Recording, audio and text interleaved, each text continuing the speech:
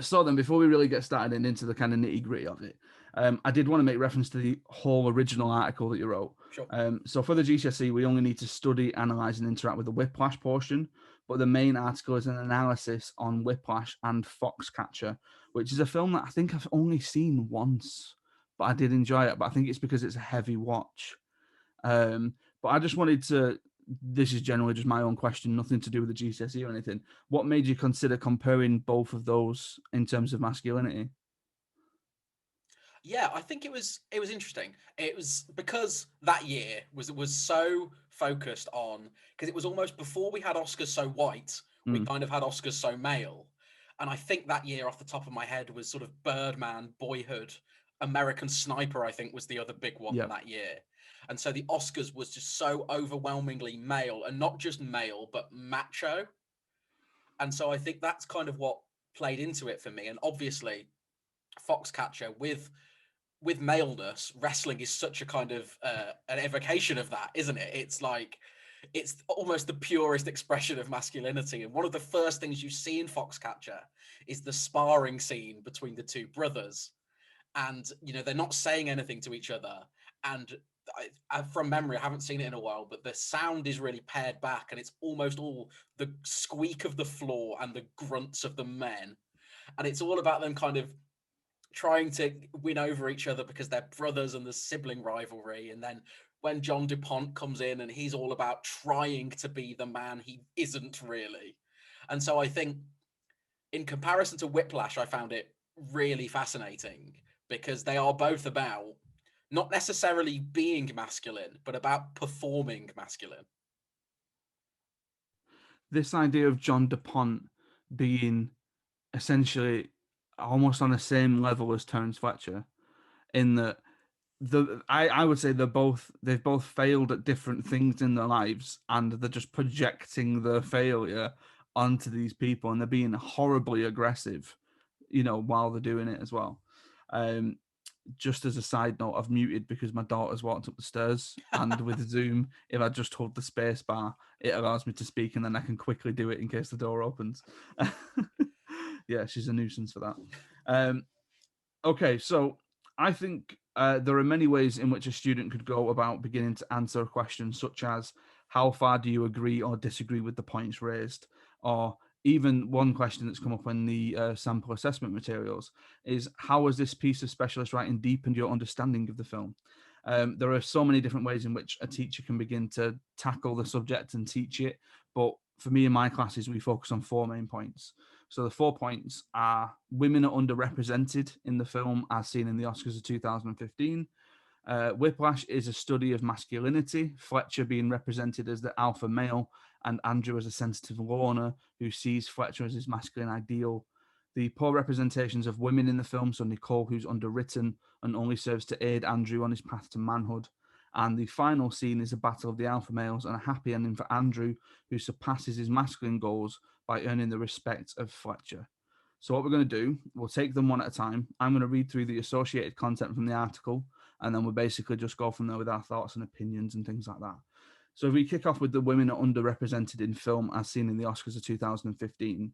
So from your article, much was made in the media about the noticeable maleness of the Academy Awards this year. Not a single woman was nominated for either Best Director or Best Screenplay. But more than that, the Oscars 2015 was dominated by films about men and about masculinity itself. So like you've just kind of touched upon there with Foxcatcher, with American Sniper, things like that. So this was also around the time of Oscars So White, but I think that one came afterwards, or maybe even before actually. And we've got Whiplash being another one of those films with a lack of not just female representation, but the representation of people of color. And that there are people of color in the film, but they are mute musicians in a weird way, in that we don't hear them speak or anything like that. And admittedly, it's a difficult one to interact with in terms of a point, but is there anything that you kind of initially thought about in terms of the lack of representation in the film? I don't see that there's a vindictive reason behind it. I don't think Damien Chazelle's written it going, well, this is all about men and I'm only going to stick a woman in there because she serves as an aid on the way there. But I just think that in terms of Nicole being Nicole, and we'll come to her in a little bit when we talk about her being underwritten, she does stick out a little bit of a sore thumb in that we have her for essentially the first act, maybe even the start of the second act, and then she disappears pretty much altogether. At what point in the film did you kind of realize is there much point to this character at all? Well, it's interesting because there's not a lot of point to her as a human being, but she does serve a sort of narrative utility to the storytelling, which, we talk about that in 2020, and it feels kind of grotesque in 2020 or 2021 to be talking like that. And it is, because we've got a lot better, even in this 5 years, at using female characters better and giving them their own internal life. But notably, the only female character we ever see Andrew interact with. And so I think I wrote in the article, it's striking that as soon as he kind of gets the initial seal of approval from Fletcher, the first thing he does is go, well, now I've got to get a girlfriend. That's the only woman I know. I'm going to go and speak to her. And that's really striking and I don't think it's uncommon for men to see relationships as being part of the performance of masculinity. I think that's such a key part of it. And ultimately, it's a part of it we kind of see Andrew reject. And then, obviously, at that point, the film sort of rejects Nicole because she has, big air quotes, served her narrative utility. Um, and so I think looking at Whiplash from 2021, if you're going to really criticize it, that's the thing to criticize it on, because it is, it seems to imply that this is an entirely male pursuit when really, any music school worth their soul is going to have a sizable female population, all of whom will be as talented and in many cases considerably more talented than the guys. But this film has no room for that, and it's partly because of how pared down it is. It's partly because of the fact that it is ultimately a movie about masculinity. And it is a movie about two male characters who have basically forsaken the chance to live a rounded and full life in order to be more macho than the other one. Yeah, it's because I was just thinking then about the women that we see in the film, and I think I've counted three. We've got the female musician who sits at the front in the, it's not a studio band, it's the other one, and he says, let's just see if you sat there because you're cute. And Yes, then exactly. his auntie, who just seems to poke the bear when they have that kind of dinner conversation. And then obviously Nicole. So it is, I think I'm fully in agreement with you about her being a narrative utility. Because I'm sure he even says, like, you're going to stop me from being great. Like, she is the obstacle on his way of achieving that. Yes, It's, exactly. yeah. It's almost I thought I needed you as a sort of accessory in my rise to greatness, but actually I don't, and now I'm going to get rid of you in the most callous, heartless way possible, and then come crawling back. And noticeably, he doesn't really crawl back when he's at his lowest ebb. He crawls back when he feels like he's back on the way up. Oh, yeah. And it's like, oh, well, now I'm back at my macho best. I'm going to need that accessory back. And so it's really unpleasant. And I think, you watch the film and we are invited to sort of revel in Andrew's success at the end. But also, both he and Fletcher are pretty pathetic specimens of humans. Like we spoke about Fletcher and John DuPont in Foxcatcher both being characters who've failed.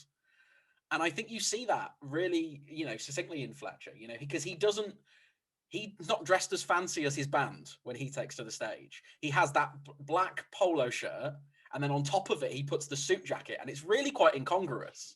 It's as if he puts it on only as kind of part of the uniform. He has essentially stripped every element of his personality back.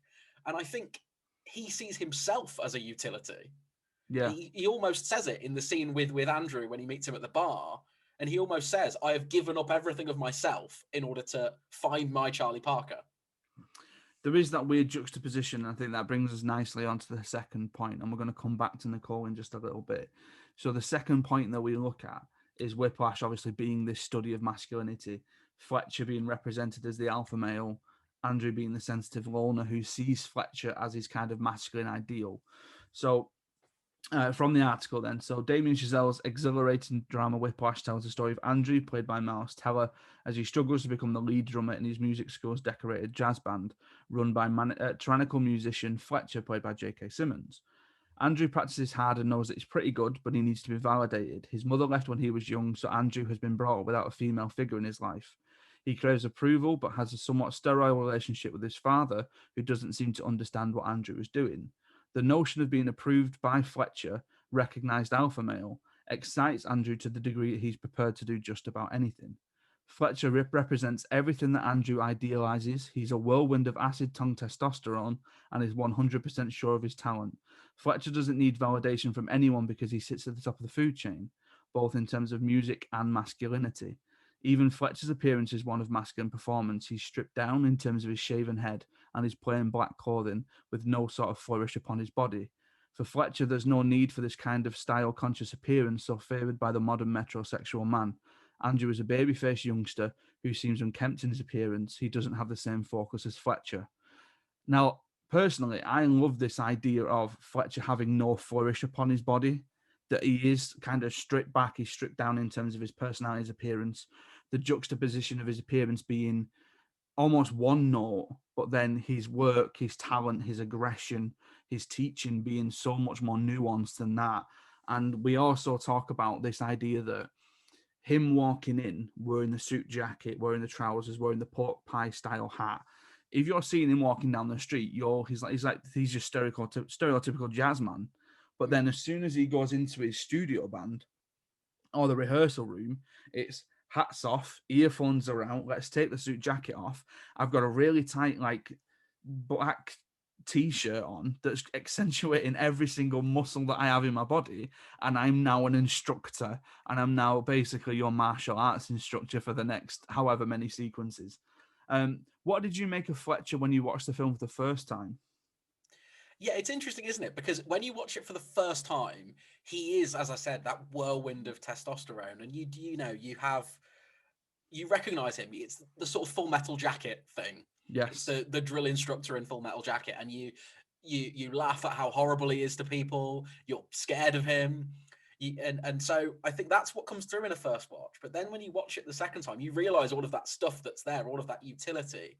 That scene you mentioned when he first walks into the band room and it falls silent, and we go to Andrew's point of view, and the camera, which is Andrew's eyes at this point, fetishizes every movement Fletcher makes. It's his shiny shoes on the floor. It's when he stops at the hat stand, he removes the hat so deliberately, the earphones really deliberately, takes off the jacket, and then he's in his, as you say, his instructor uniform, basically. And it's so fetishistic, the way the camera focuses on that. He's like, that's the man I want to be. Yeah. He just, every little movement he makes, you just immediately get this idea of this guy knows exactly what he's doing. Yeah. He knows exactly what he wants. The amount of authority he's got when he walks into that room. And, we're about to see Andrew just want to be this guy. So then when he eventually gets ripped apart by him in the whole rushing or dragging, which is just, I would say, an iconic scene now at this point. It is. It's on another level altogether, because there was quite a funny thing recently. I was teaching it to the year 10s just before we finished for Christmas, and literally at the point where he just yelled the first F word, the principal walked in to give us some vouchers for the students, and all of my year 10s just looked at me like, oh no, what has she done? And I met up with her afterwards, and I said, of all the times for you to walk in, I'm so sorry, I know. But thankfully she found the humor in that, because it is a great one to teach, because there's almost like a path in film studies of, we're going to start off with Attack the Block, and it's going to be a film that, because of the context that we're in, a lot of the students relate to it, and they can understand the kind of slang word, the colloquialisms, things like that, the situation that the characters are in themselves in the film. We then get to Sotzi, which is the first foreign language film for a lot of them, but again, they can relate to that because it's a similar genre in terms of crime and things like that. District 9's the big one where it's like, whoa, a film can actually be a metaphor for something. Yeah. You then get into the historical development between Rebel and Ferris. But then when you get to Whiplash, they watch it for a while. And I think even one of my year 11s mentioned this year, where they kind of went, I'm not understanding the purpose of this film.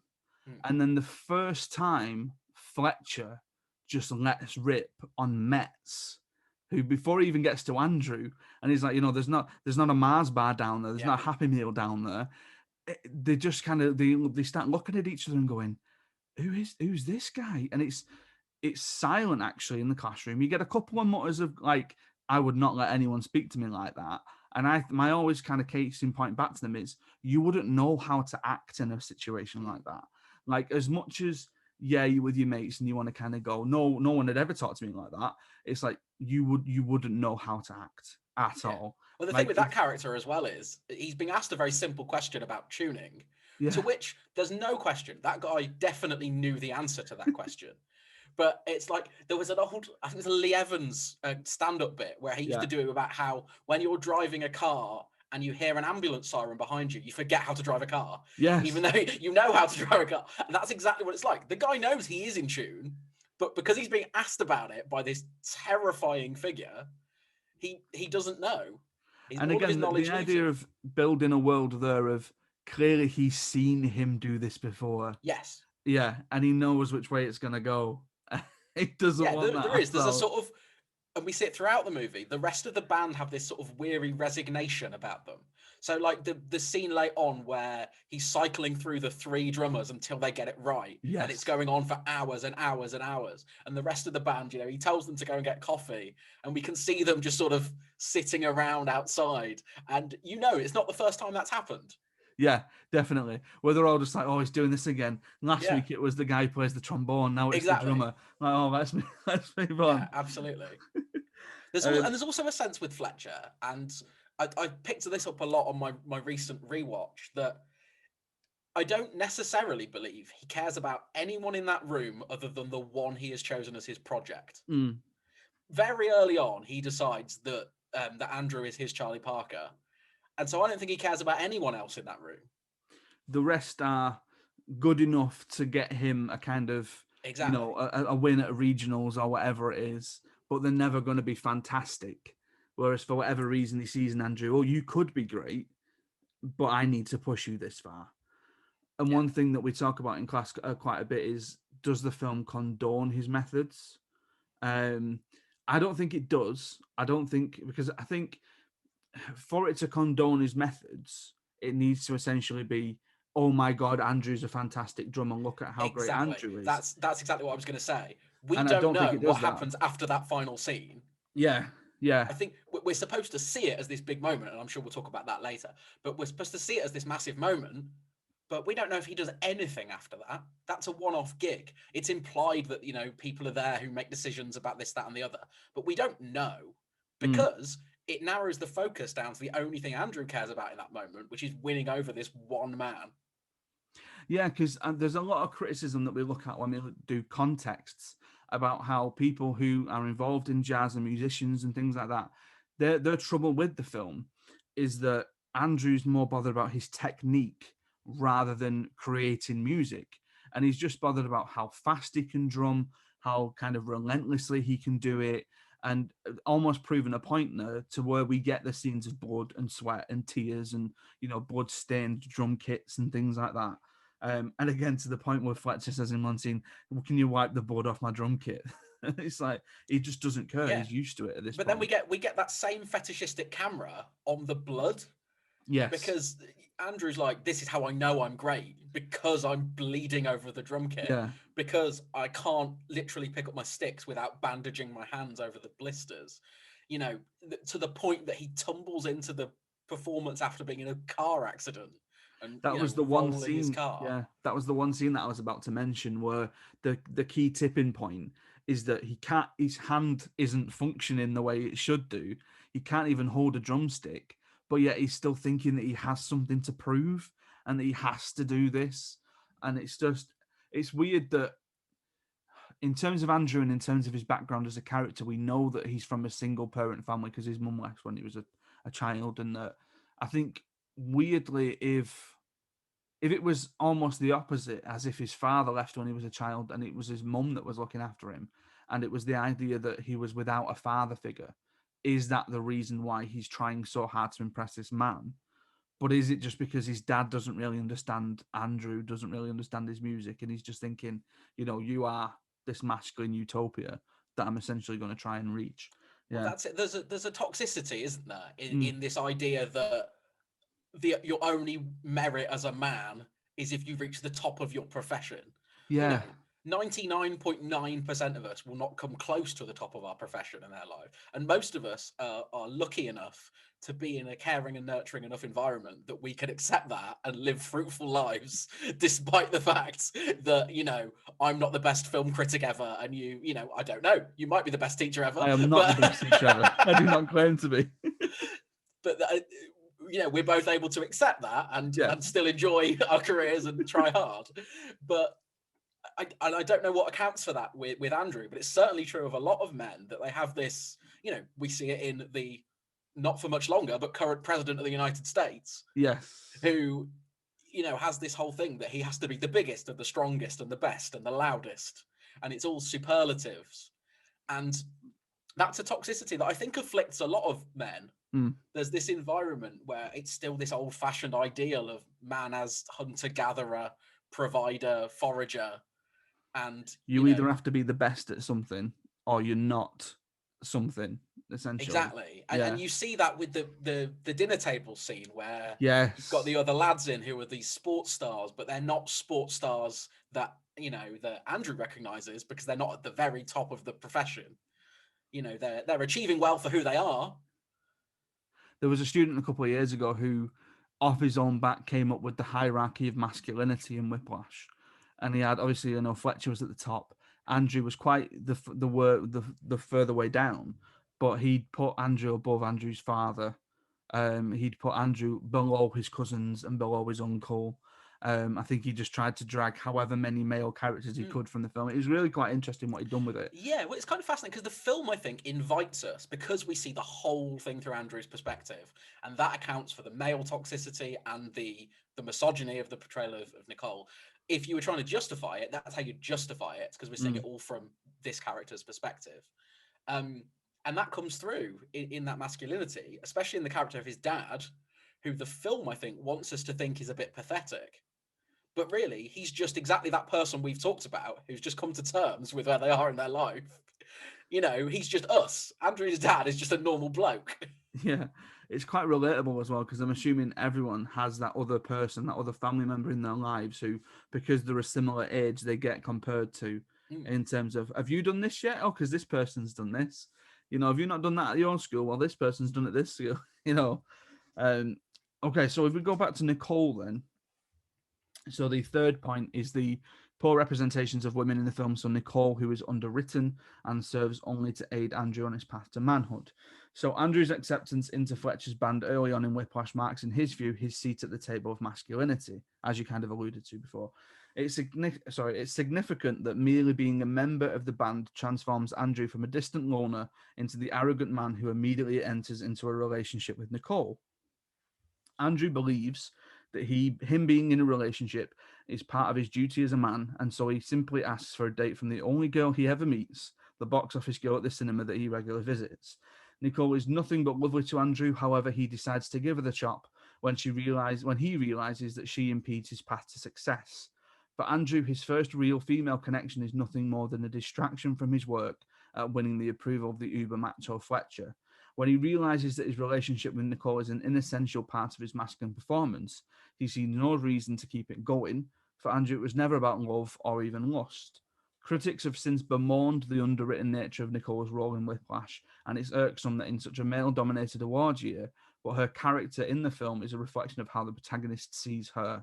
For Andrew, just like every other kind of human connection, she's merely a human being and a utility on his path to masculine utopia.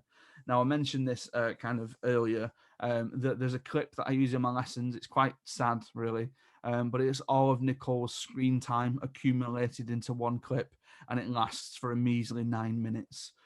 So it's at the cinema, at the pizza place, being dumped, and on the phone at the end. And I think it's an extremely unlikable move for our protagonist to not even try with Nicole once he gets the thought in his head that she's going to be a roadblock. Because, like you mentioned before, we have that, we see her initially and she just serves him and he's kind of just like, thank you, and walks off. Then he gets the compliment from Fletcher and he's like, look at me, I'm the greatest. I'm going to go and ask this girl out who I quite fancy. And then he's brought back down to earth and his self-esteem with it in the initial rehearsal rushing or dragging scene. They then have that quite awkward, but I suppose sentimental scene in the pizza place where they're playing footsie with each other under the table and talking about how the parents don't like them. And then when he then wants to be better, he just automatically just assumes, well, she's going to stop me. And there's that really awkward scene where he just says, I want to be great and you're not going to let me do that. And it's just, I don't even have a question for you about Nicole, but it's just like, I do wonder, and I'd love to ask Damien Chazelle himself what he thought about it, but it must have been that in his head, he thought he needs to show somebody who is that obsessed with what they want to achieve that I'm going to introduce a character. I'm going to let people like her a little bit, but then basically she's just out of the way. But I think the issue here is the 9 minutes of screen time. How long did it take you to kind of come to grasp with the purpose of the class? Was that similar to a question that I've already asked you? But I can't, for whatever reason, when we look at this film, it's like, it's almost obvious to me that this is a masculine performance and it's a study of masculinity. Nicole is such an enigma to me as to why she's even in the film in the first place, that I just sit here and ponder it sometimes. I'm just like, what purpose does she serve other than the fact of going, oh, wouldn't this be nice? Nah, he wants to be up there, so she's just a roadblock at the minute. And I think that her treatment is awful, essentially. Yeah, I wonder if the reason she's in the movie is to guard against us liking Andrew too much. Okay, that's a good shout. Because it's by a country mile the most dislikable thing he does in the whole movie. Yes. Largely because Nicole is without question a delight from the first moment we see her until the last moment we see her. And Melissa Benoist is a wonderful actor. I was a big Glee fan. And so I was very pleased to see her getting a big movie role. And I think what almost saves it is the fact that we never see her be a roadblock. I think a lesser film would have put in a scene where he says he's going to meet her, and then she's outside tapping her foot and looking at the phone. Exactly. And then she, rings him up and they have a big row about how, you're choosing drumming over me. But they don't do that. Like, I was thinking, a film I really, really love and adore, The Social Network. Yeah. Andrew Garfield's character's girlfriend is just framed as a psychopath who is getting in the way of his. It's the big misstep in that movie. The scene where he buys her a scarf and she sets fire to it. Yes. Because she's freaking out about the fact his relationship status says single on Facebook, even though he's the founder of Facebook. And there's no comparable scene in Whiplash. We don't have that unsympathetic portrayal of Nicole. Everything she does is sympathetic. Even when the scene that Andrew sees as such a betrayal, where he's on the phone and she says, oh, that, by the way, the writing in that scene is beautiful. He's so surprised that she's got a boyfriend. Yeah, and it's because the way she has held the conversation, she hasn't considered for a second it might be a romantic call. No. And so she just casually goes, oh, I'll just have to check with my boyfriend. She's not sticking the knife in. But because you dumped me, Yeah, like exactly. Yeah. Because she's just such a nice person. She just thought this guy she knew phoned her up to say, do you want to come to a jazz concert? And so I think that's wonderful. I think it's so sympathetic to Nicole. And so I think because the movie seems to like her so much, it almost gets away with the fact that she's only in it for 9 minutes. Yeah. I think some of the reactions that we get from the students is that it's when he dumps her, it's like, is he dumping her? Why is he dumping her? What's happened? And then they kind of realize that he's essentially seeing Fletcher as a single man with nothing that's stopping him from getting there. Again, I would imagine there'd be a totally different scene if, for whatever reason, Fletcher's wife picked him up one time, or there was a wedding ring on his finger or something like that. And then at the end of the film, when he rings her back and says, oh, do you want to come to this JVC thing? He gets students at the back of the room going, well, serves you right. Why you ask what you're ringing her for? Of course she's got a boyfriend. She's moved on. It's interesting because around the time they do the breakup, watching it again, I became absolutely obsessed with the color of clothing they wear. Okay. around that time, that's when Andrew stops wearing white shirts and starts wearing black shirts like Fletcher. Yep. Because This that is a big thing. Yeah. yeah, the very first scene with them, when he first sees him practicing, Andrew is in this white shirt. So it's this naivety, it's this purity, it's this untapped talent. And there's Fletcher in his black shirt. But yeah, as soon as Andrew begins to think, "Oh, I'm getting up there with Fletcher," he starts copying his clothes, which is it's never remarked upon by the movie, but it's a Yeah. really nice touch. It's one of the things that when we come to the final scene as well, we look at where he turns up to the JVC competition wearing exactly what Fletcher would wear in like if he was teaching. Everyone else is wearing like a white shirt and Yeah. suit. He's decided now I'm going to come in a black shirt, and it's like because you have no idea how to dress yourself, you've just gone, well, Fletcher wears that, so I'm going to wear that too. Okay, so the final point then. So the final scene is a battle of the alpha males and a happy ending for Andrew, who surpasses his masculine goals by earning the respect of Fletcher. So the final piece from your article is masculinity becomes a performance and a competition between two figures battling to out alpha the other is the film's finale. In an attempt at revenge for Andrew making a complaint about Fletcher's treatment, the latter sets him up for a fall at an important concert. After initially fleeing the stage, Andrew returns and defiantly leads the band himself, defying Fletcher's authority and indeed his masculinity. The final sequence focuses on how masculine conflicts can abruptly turn into magic. The two men go from full-blooded war to grudging respect in the space of a single scene. Andrew finally succeeds in earning the respect of Fletcher by beating him at his own game. He proves that he can hold his own in a masculine arena by taking on the alpha, and in that scene, Andrew finally succeeds in achieving his own personal masculine utopia. First point from me, when I was a kid, I always knew a film was about to end when a fight happened. And I think that comes from how many Disney films I watched. This is the fight scene at the end of Whiplash. This Yeah. is, oh, wait a minute. The film's going to end because they've just battered each other. And it's so superbly directed, shot, lit, staged, framed, everything in that you believe it being a fight scene.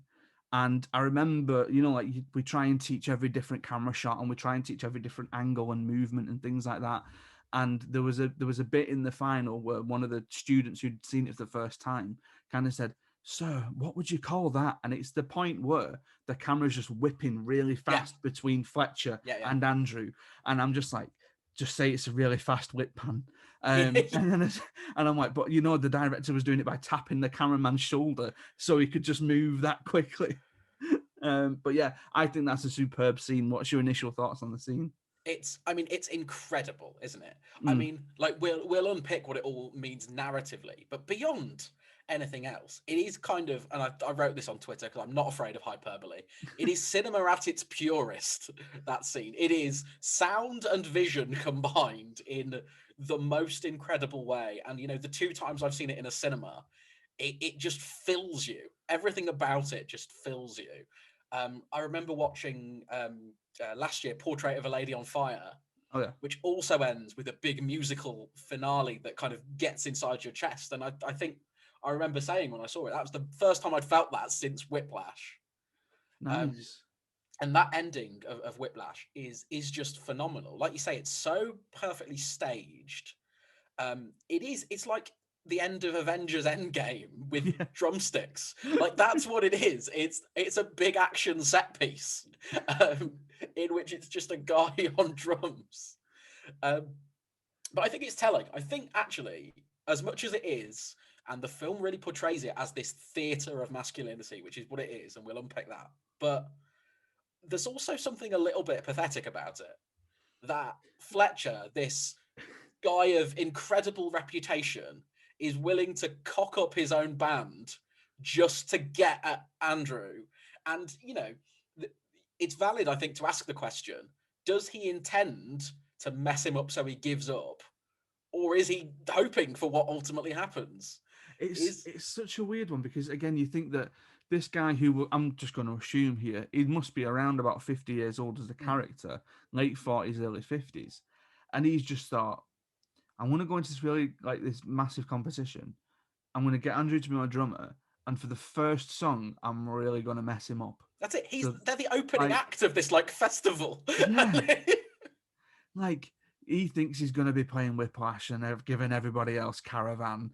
Like, it's like, Yeah. in one sense, it's really childish, and then in the other sense, I'm almost like, is it this idea that he either wanted to try and push him once more to see if he really was great and if he was going to fight back. If he wasn't going to fight back, that told Fletcher everything he needed to know about Andrew and that he's not the next Charlie Parker.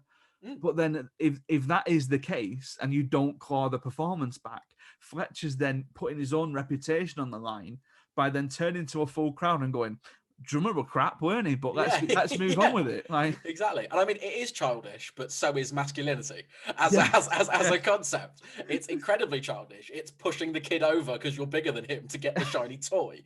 That's what it is.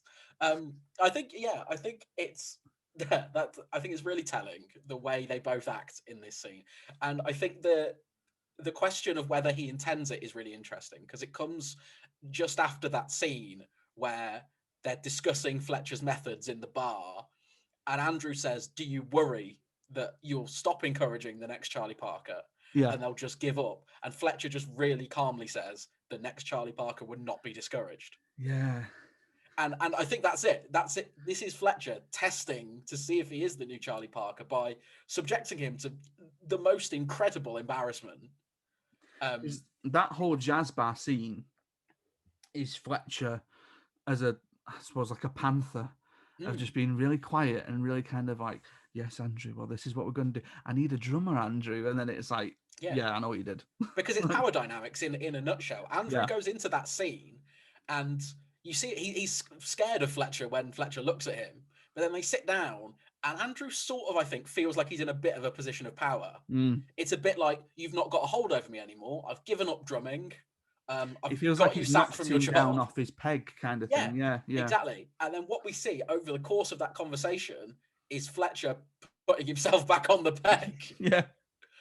By you thought I was at your level. Andrew, convincing Andrew that his methods are entirely justified, even though they're not. They're psychotic.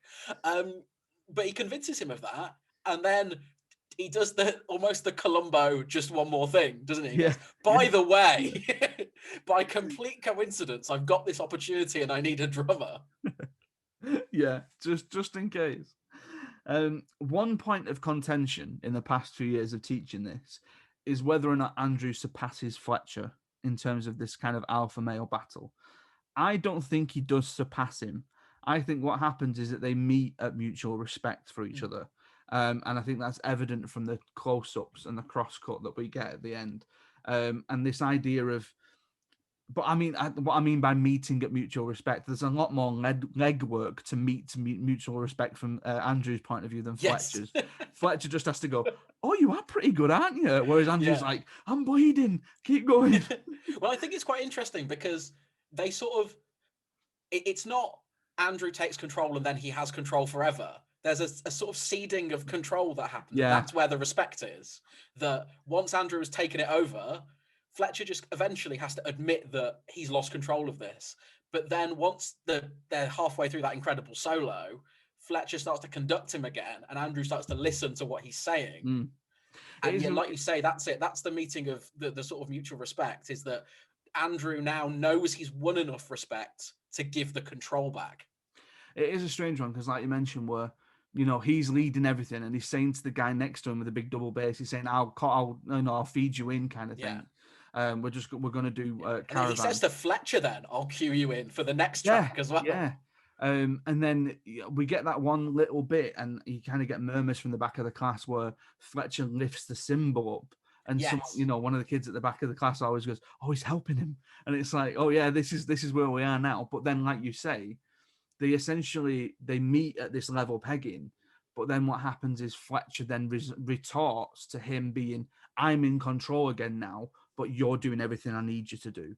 And then you get that kind of really nice shot at the end with the parallel of the close-ups of the eyes. So I was reading about that final shot, and it's something I hadn't thought of before, but I thought when I watched it this time, I thought, we don't see his mouth. And I think you're supposed to question whether he says good job. Because he says there's no two words worse than hearing good job. Yeah.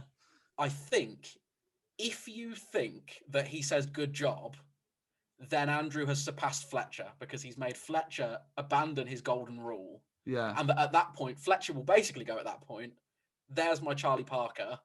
I no longer need to do this.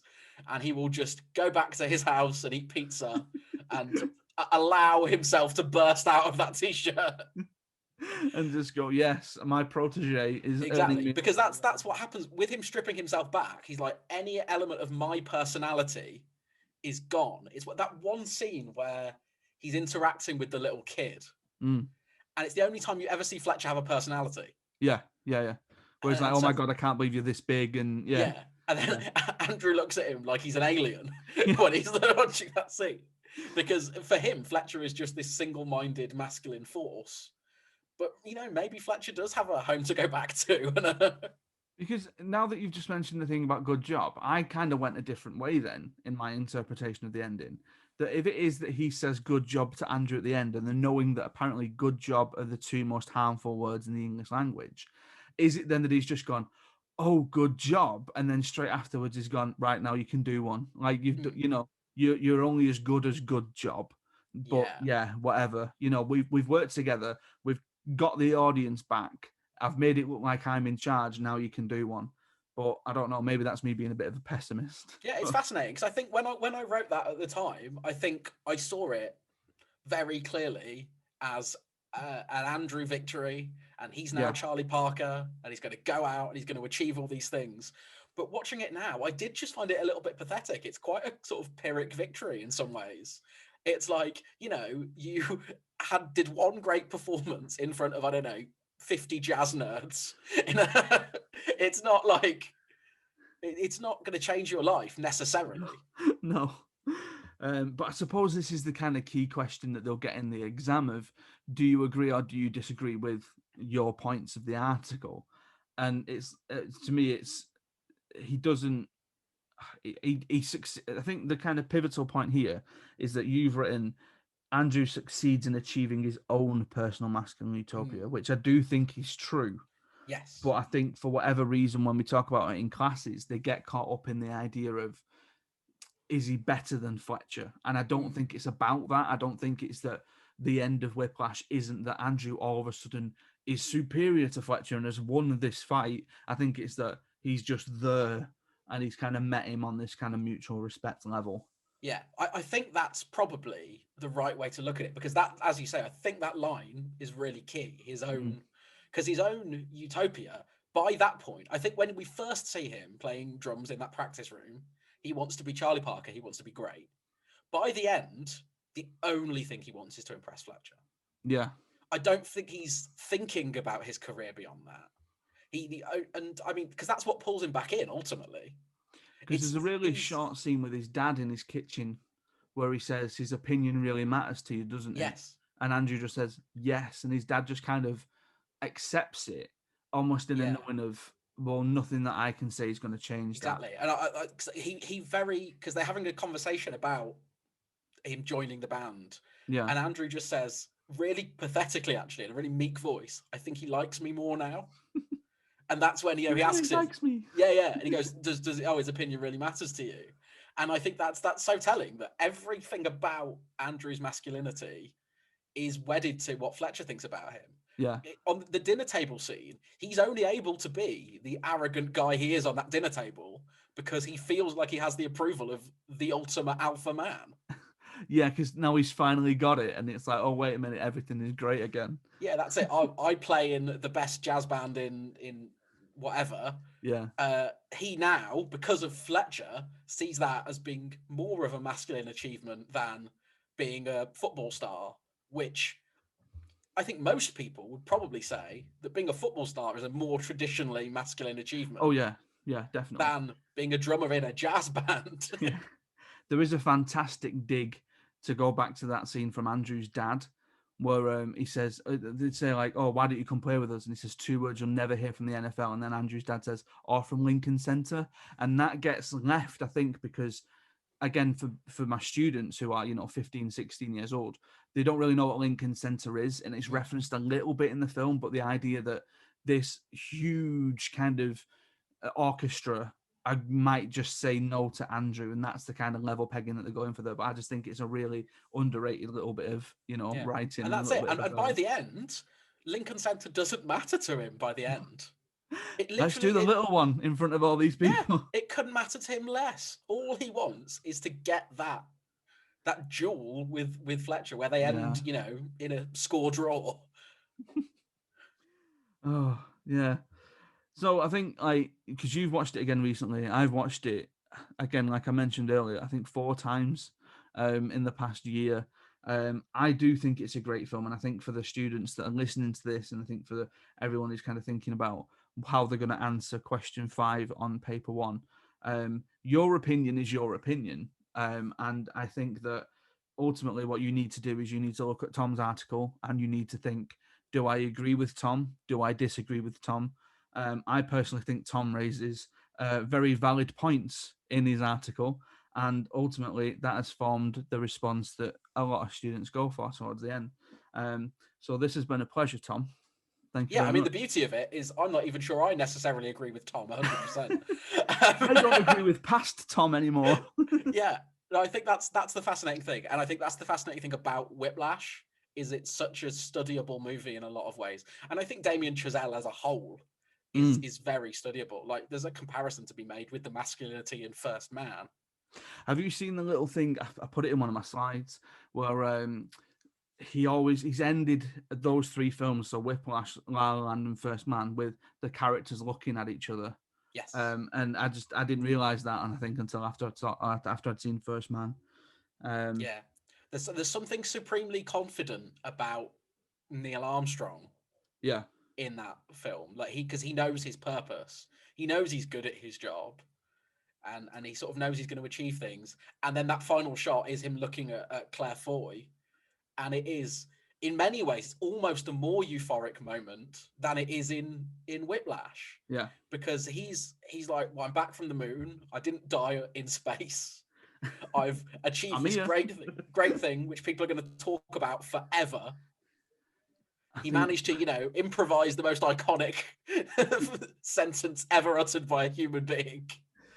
because I'm not the biggest fan of First Man. I like La La Land, but I did take a lot coming I around mean, to I like La think La Land. First Man is a solid workmanlike film Yeah, more than it is, something like, it's because not Damien Chazelle's Chazelle, flourish, is yeah, it? Yeah, like Damien Chazelle's, he's around 30. He's yeah, clearly just a film nerd. yeah.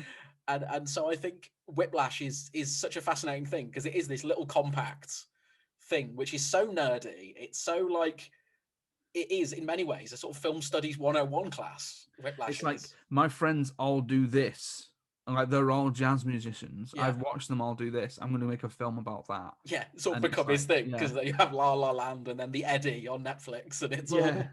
all. Let's do jazz. Yeah. But no, I think it's Oh, fascinating. I think it's a really interesting movie, a really great movie. I still love it. I thought it was really exceptional watching it, and I think there are elements of it that are more complex than they initially seem. Like, I think mm, we do a lot of, and I don't know, this might be something you talk about. We do a lot of sort of screen time analysis of female characters. Like, I remember it coming up with Margot Robbie in Once Upon a Time in Hollywood, and Anna Paquin in The Irishman. yeah. Um, and it's a bit like the Bechdel test in some ways, and it's a really good jumping off point Mm. to analyze the way a female character is depicted. Well, I think that's why initially I thought, well, if I look at how much Nicole was in this film, Mm, I think when I'd kind of gone on that trend, it was if she was going to be in it for any longer than about 30 minutes, I wasn't going to bother putting the clip together. mm. But then when I realized it was 9, I thought, yes, I'll put the clip together and I'll show it again in the class that Yeah, that I do this lesson in. So that's definitely a key point that we do look at.